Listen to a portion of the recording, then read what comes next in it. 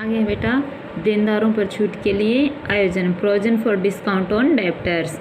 तो प्राय सभी व्यापारी अपने देनदारों से शीघ्र भुगतान प्राप्त करने के लिए उन्हें नगद छूट का प्रलोभन देते हैं। ऐसी छूट व्यापारिक हानि होती है और लाभ हानि खाते के डेबिट में लिखी जाती है।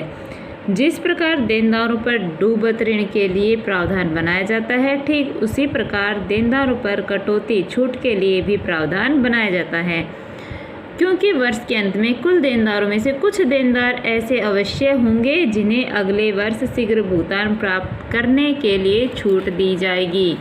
अतः ऐसे छूट के लिए प्रावधान इसी वर्ष के लाभ हानि खाते से बना लिया जाता है, जिसके लिए कौन सी प्रविष्टि होती है, एंट्री होती है profit and loss account debit to provision for discount on debtors. Accounting कैसे होगी, इसे एक बार तो प्रॉफिट एंड लॉस अकाउंट के डेबिट साइड में लिखते हैं और दूसरी बार बैलेंस शीट में डेब्टर्स में से लेस कर देते हैं, घटा देते हैं। अभी कह रहा है कि कटौती का आयोजन, डिस्काउंट का प्रोविजन केवल उन्हीं डेब्टर्स पर किया जाता है जो ठीक समय पर भुगतान कर देंगे।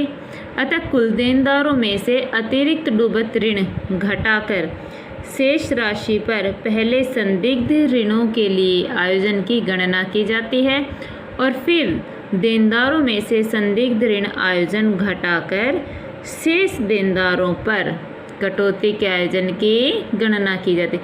ये नहीं कि जिसे पैसे नहीं मिले उसे भी आप छूट दे, नहीं, जो आपने कंडीशन रखी है उसके अकॉर्डिंग अगर कोई पेमेंट करता है तो ही वो डिस्काउंट का अधिकारी है, अदरवाइज नहीं। फिर कह रहा है लेनदारों पर छूट के लिए आयोजन है, ये क्या था, देनदारों पर, ये क्या है, लेनदारों पर। तो जिस प्रकार देनदारों से शीघ्र भुगतान प्राप्त करने के लिए हम उन्हें नगद छूट देते हैं, उसी प्रकार लेनदार भी शीघ्र भुगतान पाने के लिए हमें छूट देते हैं। तो ऐसी छूट व्यापार के लिए लाभ होती है। इस वर्ष के लेनदारों को जब हम अगले वर्ष भुगतान करेंगे तो यह छूट हमें मिलेगी। अतः इस वर्ष का लाभ इसी वर्ष के लाभ हानि खाते में आ जाए, इसलिए लेनदारों पर छूट का आयोजन कर लिया जाता है, जिसके लिए क्या एंट्री होगी, इससे अपोजिट। क्या उसमें क्या था, profit and loss to provision for doubtful debtors, इसमें होगा provision for discount on creditors to profit and loss account.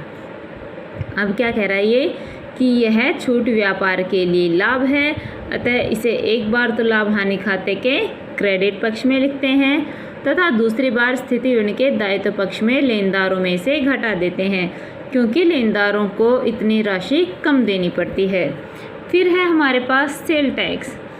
यदि क्वेश्चन में केवल बिक्री कर चुकाया सेल टैक्स पेड दे रखा है तो इसे प्रॉफिट एंड लॉस अकाउंट के डेबिट पक्ष में लिखेंगे। और दूसरी कंडीशन, यदि क्वेश्चन में एकत्रित बिक्री कर sale tax collected, sale tax paid नहीं, सेल टैक्स कलेक्टेड दे रखा है तो इसे लायबिलिटी में लिखा जाएगा।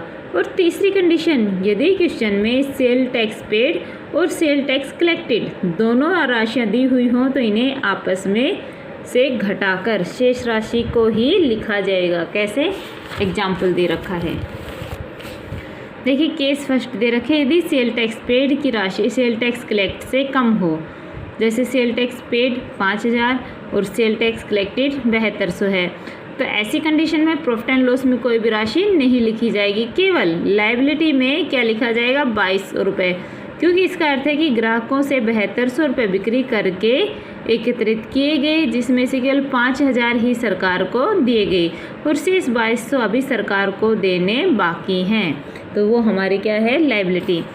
दूसरी कंडीशन, जब हमारे पास पेड ज़्यादा और कलेक्ट कम हो, तो ऐसी अवस्था में लायबिलिटी में कोई अमाउंट नहीं लिखी जाएगी, कि केवल प्रॉफिट एंड लॉस के डेबिट साइड में 12000 माइनस 10,000 2000 रुपये लिखे जाएंगे, क्योंकि इसका अर्थ है कि ग्राहकों से केवल 10,000 रुपये बिक्री कर के रूप में एकत्रित हुए, जबकि सरकारों को आपने पूरे 12,000 रुपये दे दिए।